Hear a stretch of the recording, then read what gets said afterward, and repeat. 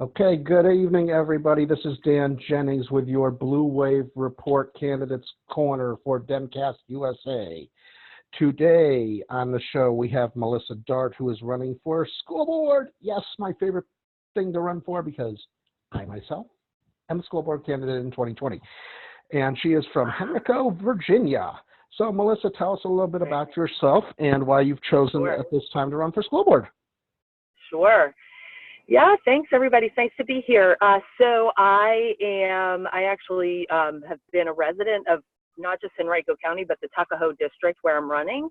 My husband and I have been here for over 22 years. So, and we are raising our 3 boys in this county, in the district, and in the school system. So I have been navigating the school system for them, obviously for many years now. They're in 6th, 5th, and 1st grade. And want to make sure that kids whose parents don't have time like I do to do the things that I do, those kids are getting taken care of, and that we're taking care of our teachers as well. That's very important to me because we get so much support from the local schools. So, and I've got an election coming up I lost track of the number of days, but it's November 5th, so it's about 2.5 weeks at this point. So we are in the home stretch. A lot of doors to knock on coming down the stretch. Oh, yeah. So I see from the questionnaire we sent to you that you've been on a couple of committees with the county, one of them being the Special Education Advisory Committee and the other one being the Equity and Diversity Community, which is awesome. I'm very attuned to special education. I'm also a member of the Special Education Committee. So tell me a little bit about your work on those 2 committees and what you hope to take from them to bring to the school board. Yeah, so my eldest son, Leo, he has special needs. He's on the autism spectrum, has seizure disorder, and has ADHD. So he's, got lots of challenges. And I got onto the committee really not knowing what I was getting into necessarily, but in a desire to help him. And it's really a nexus between students and parents and faculty and the school board to advise what the needs are and what the suggested remedies are for those needs. And it's really opened me up in a lot of ways to see what the considerations are when taking care of, in Henrico County as a whole, there are over 6,000 kids who get special education services, and to looking at what their concerns are, what things affect them, how discipline is handled differently for them, especially if they are children of color with special needs. That's a whole other sort of subgroup that is really, my work on Special Ed Advisory Committee has really opened me up to, what the considerations are and how we address them as a county and as a district. So, and then actually my appointment on the Equity Committee is kind of an extension. I represent the SEAC on the Equity Committee, and we just had some incidents in Henrico County where, they were definitely diversity related, if you will, racism and bullying and things. And there was a lot of people saying, oh, we don't have problems with that here. We're so surprised. And I heard a lot of families of color saying, looking frankly at people like me, and not me necessarily, people, white people, and going, you're surprised that there's, racism and bullying and all this stuff. And so it's really important to me as somebody who is, in the majority more or less, to be addressing these issues of bias and systematic racism and all different things that, I think we're kind of out of the woods on that stuff, and I don't think we're ever quite out of the woods on, so we have to keep up that work. So it's really important to me. Okay, let's talk a little bit about the special education program. Betsy Voldemort DeVos has been very vocal about wanting to cut major amounts of funding to our special education funds. One of the things, I'm sorry, I can't stand her. I wrote an op-ed to the I know, it's just so fun. Yeah, no, I'm right there with you. So one of the things that they want to do, in addition to cutting $31 million from special education funding, is to change the way Medicaid waivers are processed. That would greatly affect our special education children's ability to get in-school therapies. What would be your plan B should they manage to do this? Well, just to back up, probably just, I don't know, my introduction, really how this started for me was in February of 2017 when she was confirmed as the Secretary of Education. That really, truly, I had somebody a friend turn to me and say, you know, what are you so upset about? Leo, I mean, I have 3 boys, but Leo's the one with special needs. And so what are you so upset about? You and James, my husband, have the resources to make sure Leo gets what he needs. And it was a light bulb moment for me because I said, well, first of all, you know, arguably, let's just say James and I can take care of Leo. Okay. That's, you know, that's a whole other question, but it says it's not about me. It's not about my kids. It's about every single kid, kids who are at risk, kids who, you know, my friend who is a single parent with 2 kids who have special needs, like on and on and on. I mean, I can't put my head on the pillow at night until all of these kids are getting taken care of by the system.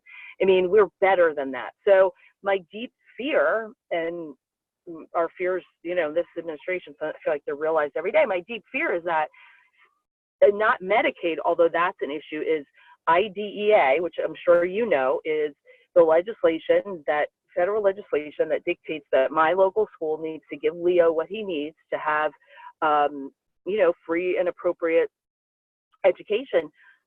I mean, as far as I know, Betsy DeVos could get rid of that with a stroke of a pen. And, you know, where does that leave any of us and any of these kids? So, you know, Medicaid especially, people think Medicaid or hear Medicaid and think, oh, that's poor people bilking the system, healthcare, you know, and don't understand that these services, it's not a luxury. These kids need these services.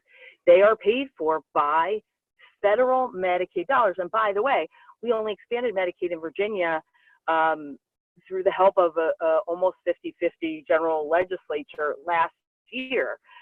We resisted it for years in a heavily controlled Republican administration or General Assembly. So my feeling is in Henrico County, we're luckier than some other localities. We run year after year, you know, we have a AAA bond rating that is very important for attracting business. But what that also means is that we run a surplus. And I believe if you could see where I'm sitting now in this beautiful county with these beautiful houses, you know, the tax dollars, we have a meals tax, the money is there, and we have to find the, you know, the fat in the system other places to get these services covered if we need to do that. So I am well aware of it, and it is incredibly important to me.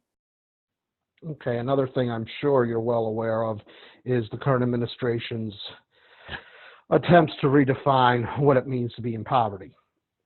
And the possibility, the possibility of it destroying our federal school and breakfast lunch programs. 500,000 kids could be kicked off there, and we all know that a lot of our students, the only meals of the day they really get are at school. Right. Again, I would have to ask, and I'm sure, you know, you said about the fat in the budget and whatnot. Yeah. How do you think, has your school district looked at this to see how it may affect them? Is there a plan B being prepared? And if not, what should it be? Yes. You know, I've looked at the numbers. I mean, the numbers are there. And I think people don't realize by and large how many kids get free and reduced lunch here. I mean, they really look around and they think, oh, that's not here. Oh, that's not in this part of the county. That's not in this county. And the numbers right here, not too far from where I'm sitting, dictate otherwise. And the proposed cuts are just cruel. I mean, there's no other way to look at it. And, you know, so there is no plan B. There really isn't. But, you know, it's interesting. I was actually at a school safety forum last night, and there's a survey done, I think, by the Virginia Department of Education. And it, one of the things that they said, or people said, that 81% of people said that, they think schools, part of what children should be getting out of schools is taking care of and preserving their, their mental health and their well-being and their whole health. And these kids, I mean, it's Maslow's hierarchy. It's, it's like the very basic thing. If they are hungry, they can't learn, they can't perform, they can't excel. So these standards on poverty and what people think, I mean, it goes to teacher pay as well. What do you think? These are literally billionaires making these decisions on what people do and don't need to live and have a decent, quality of life. And, I don't think there's a plan put forward yet, but I'm going to fight like heck for that, because to me, these are just, they're fundamentals. I mean, this is not even up for discussion in my view. One of the things that I'm big on and I push is community pride and citizenry. If elected, what programs or classes would you like to see brought to your school district to teach kids things such as ecological responsibility and what it means to actually be a citizen of our country? Yeah, that's incredibly important to me, especially now, more so than ever.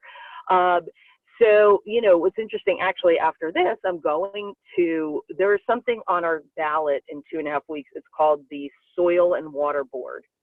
And it's this entity that was created, believe it or not, after or as a result of the Dust Bowl many moons ago.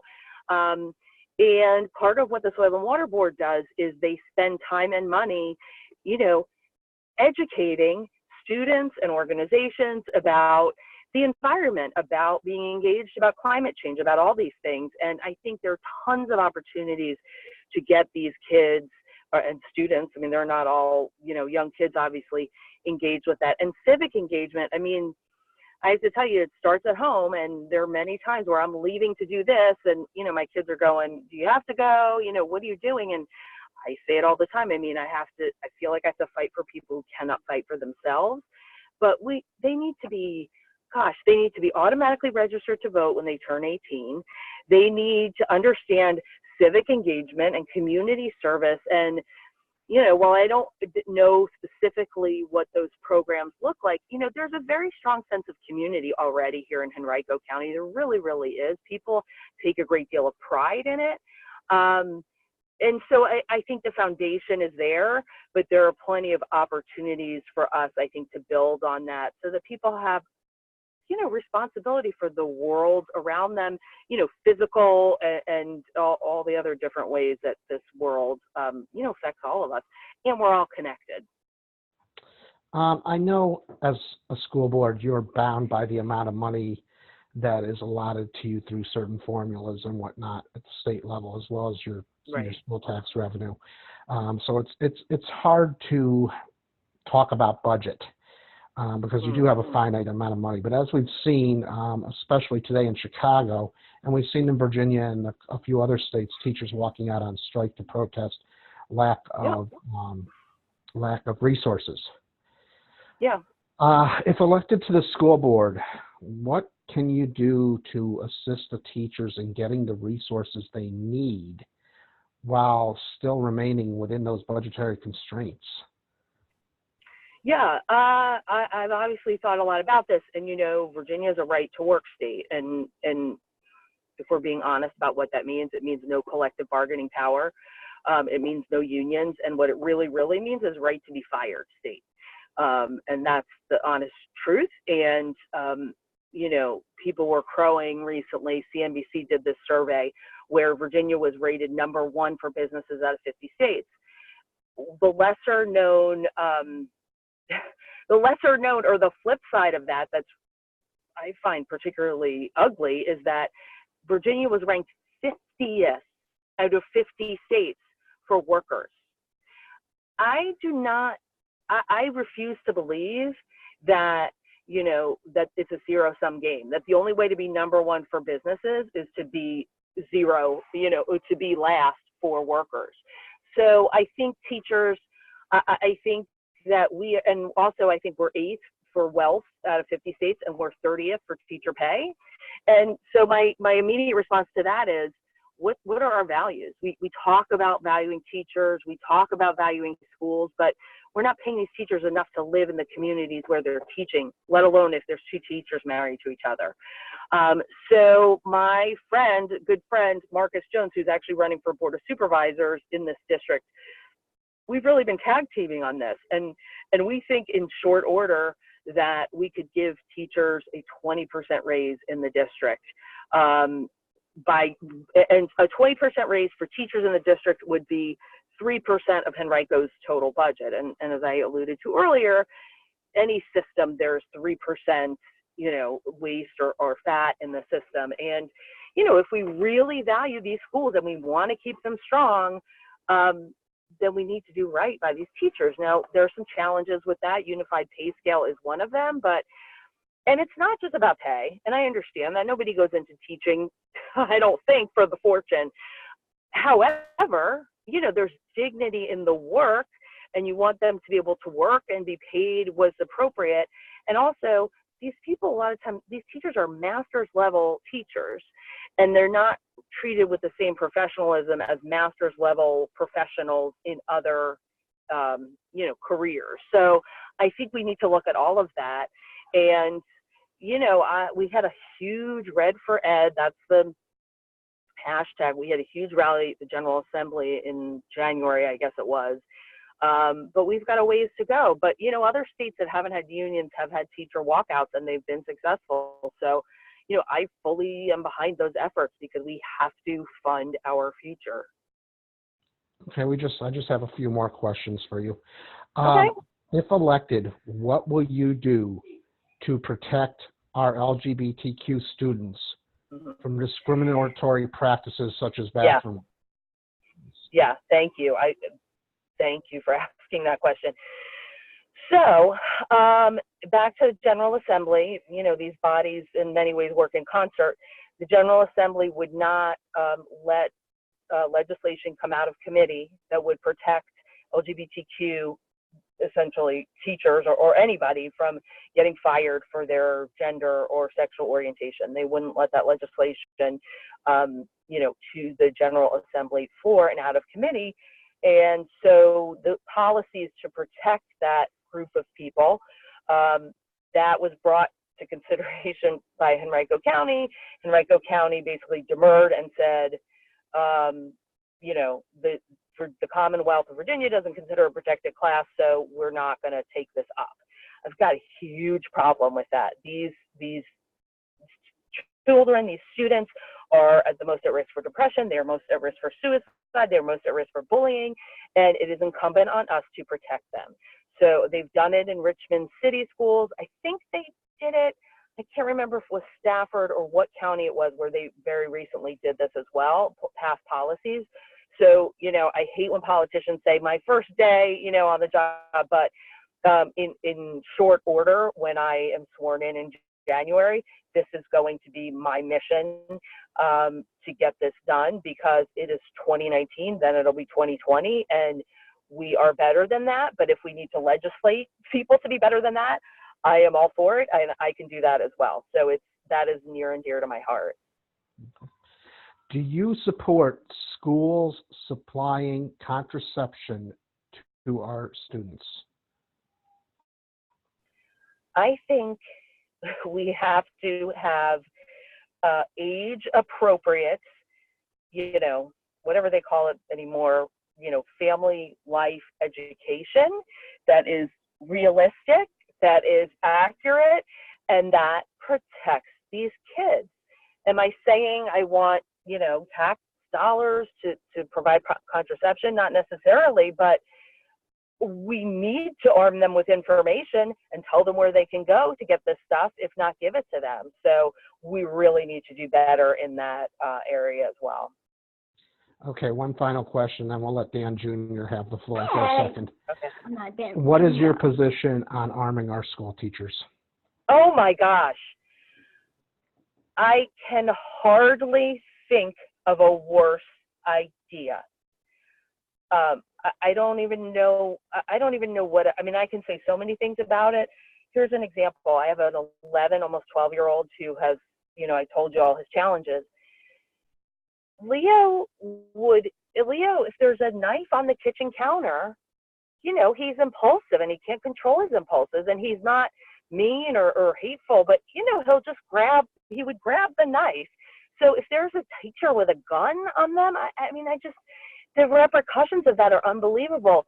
But my frustration even now is that I told you last night I was at a school safety forum. It was 90 minutes long. I am telling you, 85 minutes into that school forum, safety forum, is before somebody said the word gun. I mean, I don't know what people think we're talking about when we're talking about school safety, but I can't think of a worse idea than arming teachers. I will say it at that. Okay, Dan Jr., what do you want to say? Well, You want Daddy to ask? I almost got it. Bullying? No, No? it's about reading. Oh, about reading? What about I'm reading? gonna say. I wonder why people read every day. I'm like, He wants to know. at writing, we always read. He's complaining about the amount of reading and writing he has to do in school. Well, I guess his position on that is, what will you do to make it so kids in elementary school don't have to read or write as much? Yeah, really. That's Fine. funny. All right. I don't know if I have control over that, but I do know I left 2 children today, neither of whom wanted to do the reading they were supposed to do when I left. So I feel your pain. All righty. Well, Melissa, we wish you the best of luck in your Thank campaign. you. You gotta wait. You gotta wait to do the line. He's trying to do his line. So That's Melissa okay. Hart, running for school board in Henrico, Virginia. And this has been Dan Jennings in the Candidate Corner for Demcast USA and Equal Vote Local, reminding you as always.